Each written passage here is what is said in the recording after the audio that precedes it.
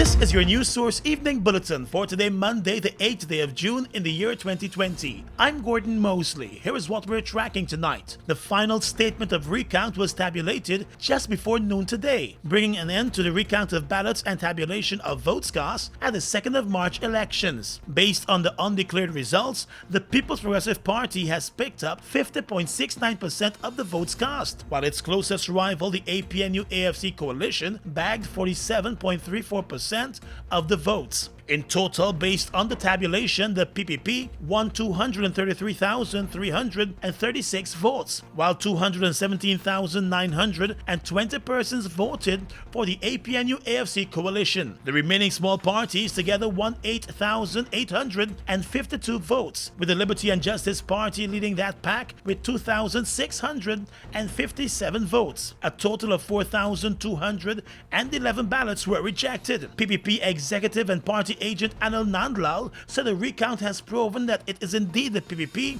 that won the elections. He said good has triumphed over evil.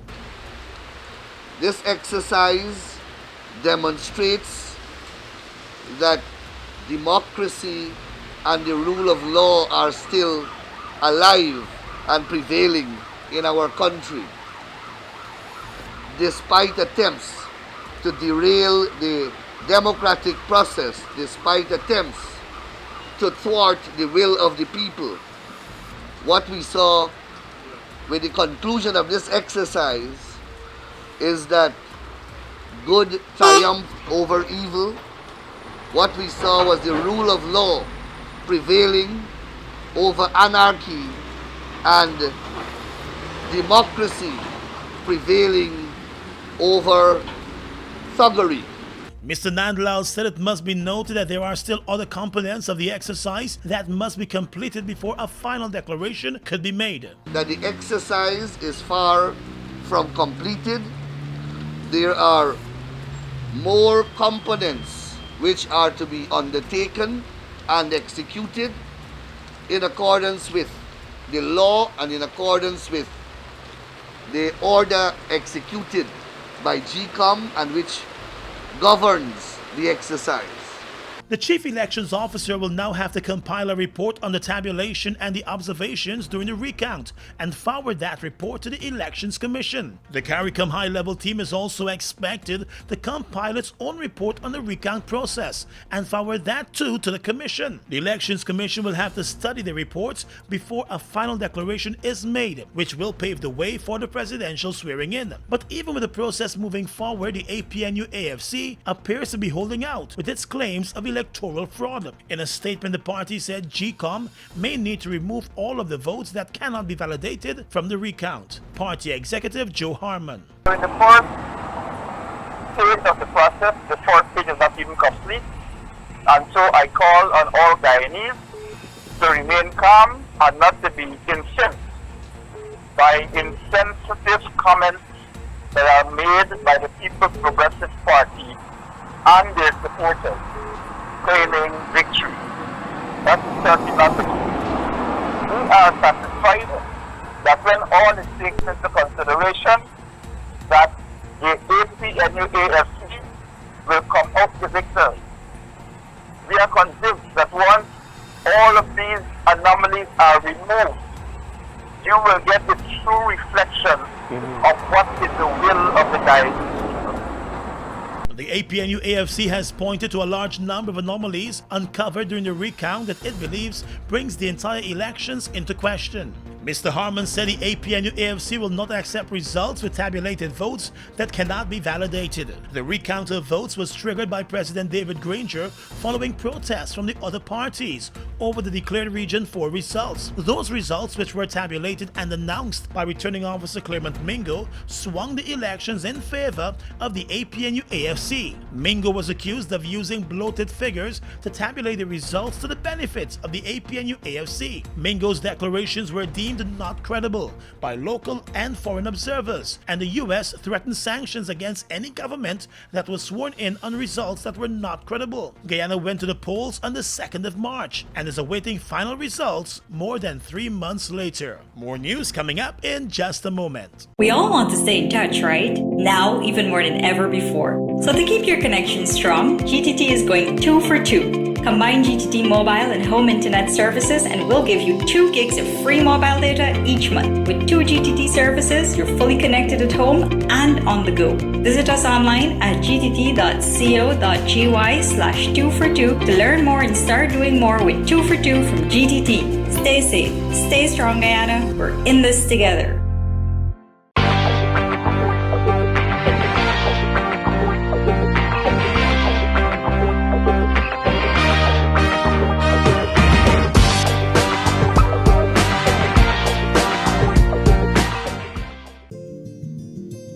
GBTI is your Guyanese bank, a bank that understands every customer's unique needs, opportunities, challenges, and financial concerns.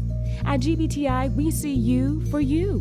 Whether you're buying a new home or car, planning your next vacation or retirement, saving for your child's future, or whether you're ready to take that bold step of investing in your dream business idea, we are with you every step of the way. We hear your stories and watch you focus on your dreams as we share your aspirations. We are more than just banking. We are a family. We are part of your community. Our commitment extends way beyond the walls of our branches and is demonstrated every day in the opportunities we provide to our individual and business customers. The support, time, and commitment we give back to communities across Guyana to help improve the lives of our Guyanese families. Because we see Guyana through your eyes.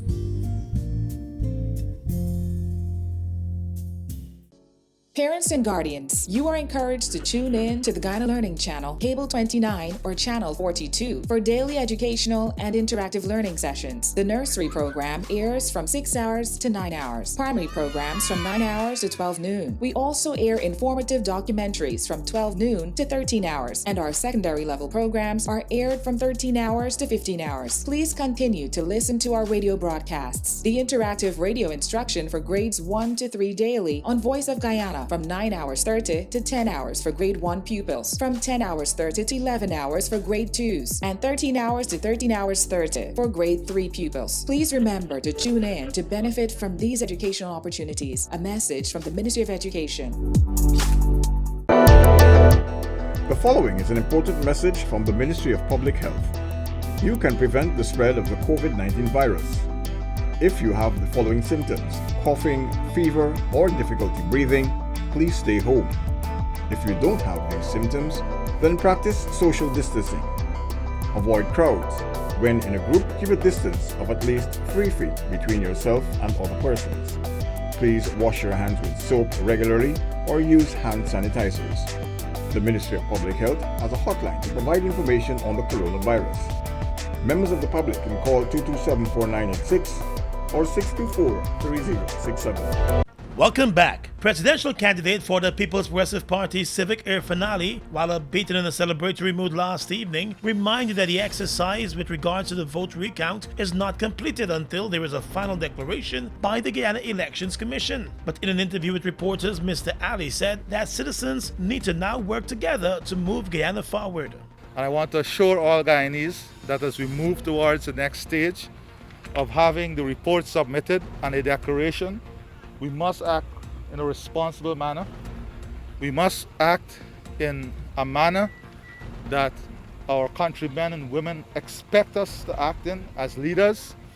We have to be gracious to each other, and we have to move forward in building this country and taking this country forward. We have been in a difficult position in this country since the no confidence motion. Life was never the same. Business was never the same. It is time Guyana gets that space to breathe and to move forward. Our country deserves this, and the citizens of our country deserve this. Over the weekend, in an address to the nation, President David Granger said he will abide by the declarations of the Elections Commission. Noting that the recount process has 4 stages, President Granger pointed to reports of irregularities which were uncovered during the vote recount. I had committed on 30th of April that I shall accept the declaration of the results by the Elections Commission, which will allow for a democratically elected government to be sworn into office. I am committed to uphold the Constitution and the rule of law. I respect the integrity and autonomous nature of the Elections Commission. I will abide by the declarations of the Elections Commission as I have abided by the rulings of the court. The APNU-AFC coalition, which is headed by the president, dispatched a number of letters to the Guyana Elections Commission last week on the alleged instances of fraud and the irregularities that have been uncovered during the recount. The commission has indicated that it is probing the matters.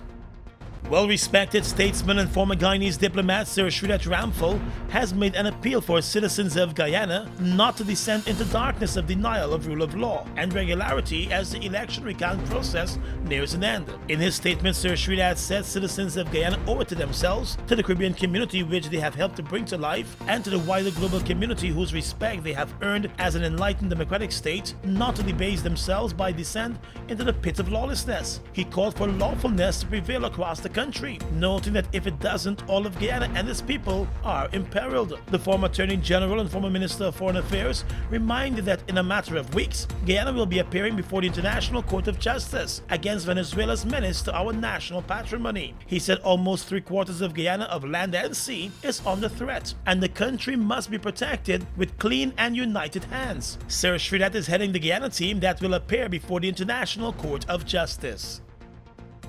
Health matters to report now. 4 more persons have made full recoveries from the coronavirus disease in the past 24 hours, taking the total number of recovered cases to 84. In its release today, the Public Health Ministry revealed that there were no new cases recorded in the past 24 hours. The country recorded only 1 new case in the past 7 days, but citizens are being encouraged not to become complacent, as it appears as though the country is finally flattening the curve. Director of Primary Healthcare Services, Dr. Hortensia Hamilton, today said there are still 58 active cases, with 2 of those cases in the COVID-19 intensive care unit. Many of you would have noted over the past 7 days that we have recorded only 1 new case.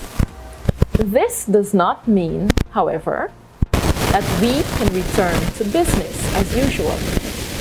In fact, I encourage you to be extremely vigilant, as our vulnerability for imported cases is heightened given the current situation in the countries around us.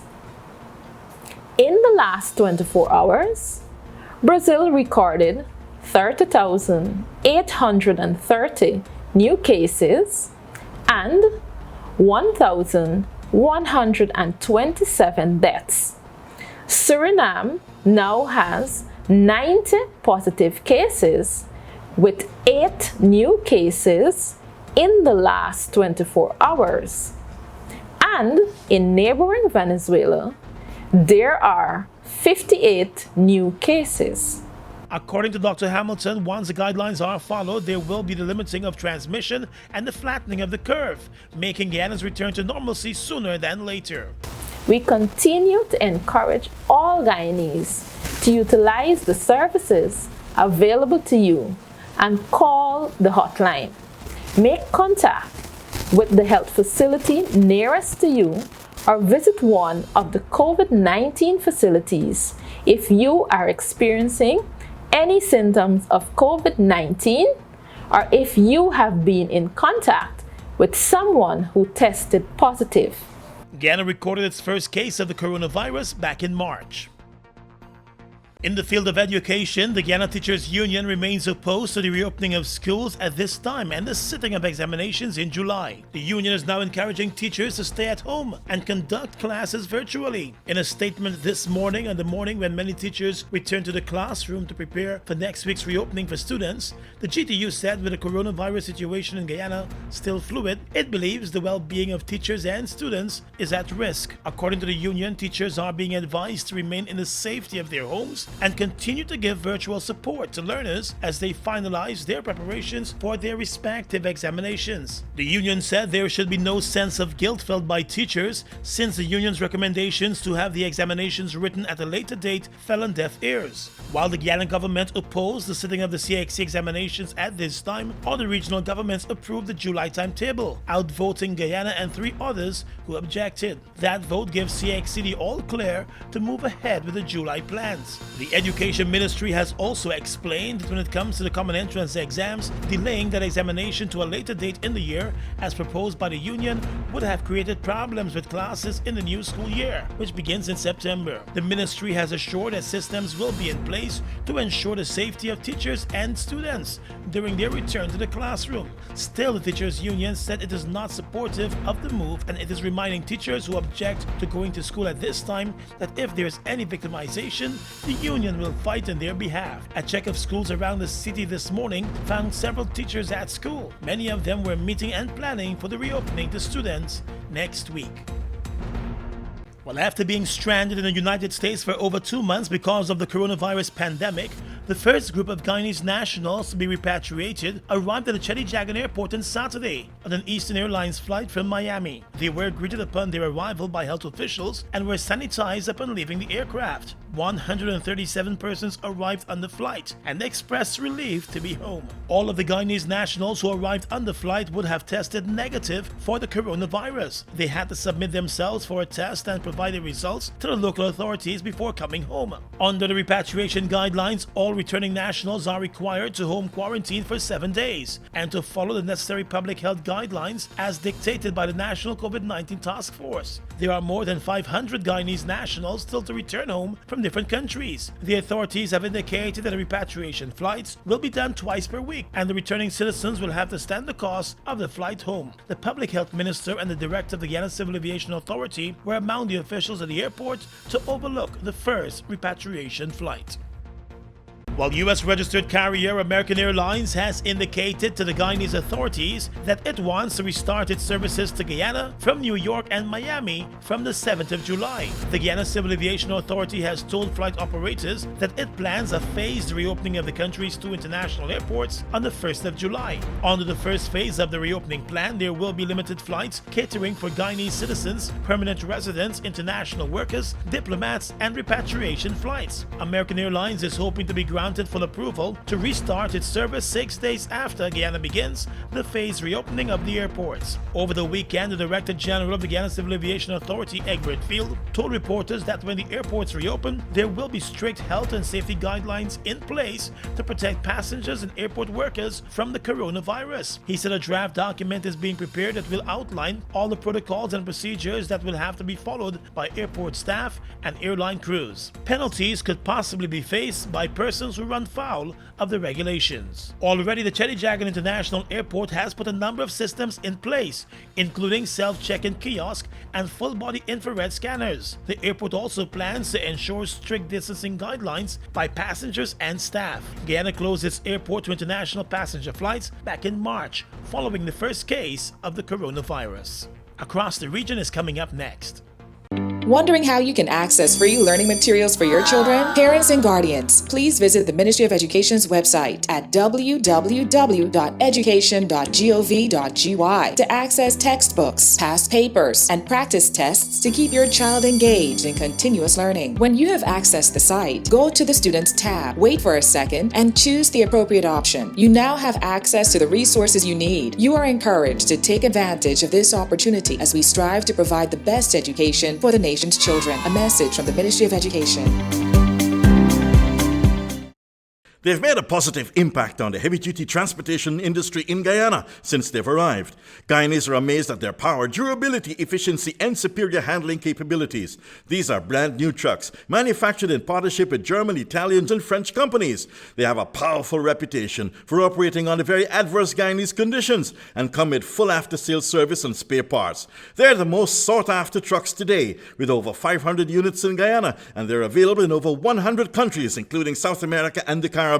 Be smart. Buy brand new ST Howo trucks today. Call 608-4998 and arrange for an inspection at ST Truck Guyana Incorporated, Block B, Public Road, Covenant, East Bank, Demerara. We are legions of men standing strong, but never too proud to stoop and help someone. We must send a clear signal to all. Do right. Walk in upright ways, knowing that's what being a man is all about. And ever aware that things will only get worse when good men do nothing. Stand strong. Be the one to live right.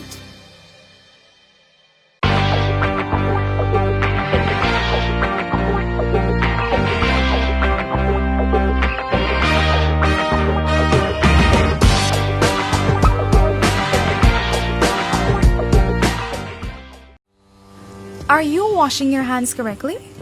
Here are some tips on when and how to wash your hands. Step 1. Wet your hands with clean water. Step 2. Then apply soap. Step 3. For 10 to 15 seconds, lather your palms together. Always remember to pay attention to your fingers, especially your nails and tips. And don't forget the back and between your fingers. Step 4. Rinse hands with clean water for about 20 seconds. Step 5. Dry hands with a clean paper towel or tissue. But when should you wash your hands? After using the toilet, before and after eating, preparing or handling uncooked food, after playing with pets or caring for animals, after sneezing and coughing or blowing your nose, before and after changing babies or caring for others. Frequent hand washing or using a hand sanitizer with alcohol as an alternative will remove viruses and bacteria from your hands. A message from the Ministry of Public Health in collaboration with PAHO WHO. Across the region right now, the Barbados-based Caribbean Development Research Services (CADRES) says the 6% swing recorded by the ruling coalition Team Unity in Friday's general elections in St. Kitts Nevis is a significant victory for the Timothy Harris-led administration. CADRES, which has predicted victory for the three-member coalition earlier this year, said the election was the first held in the English-speaking Caribbean during the coronavirus pandemic and the state of emergency, which was in effect for the better part of the campaign. It said prior to the election, Team Unity, which had a 7-4 majority in the 11-member National Assembly, did not hold a majority of the popular vote. CADRES said that the fact that Team Unity was a coalition is also worthy of comment, since coalitions are notoriously fragile, and this fact would normally complicate re-election results. In Antigua, 4 members of the security forces there were remanded to jail today after they appeared in court on a charge of murdering Bruce Greenaway, whose body was found at Indian Creek on the outskirts of the capital on the 13th of April, a few days after he was reported missing. Police officer 44-year-old Jason Modeste and members of the Antigua and Barbuda Defense Force have been charged with murder and will return to court on the 23rd of September. The magistrate remanded the 4 accused to Her Majesty's prison despite the plea from defense lawyer Lawrence Daniel that they be housed at Camp Blizzard. There was tight security around the court building on Monday as the 4 made their appearance. A postmortem had found that Greenaway, who was a father of 2, was strangled to death, and the Minister of Foreign Affairs in a statement last month said he was joining with the residents of his constituency in anticipating absolutely no delays in bringing the perpetrators to justice.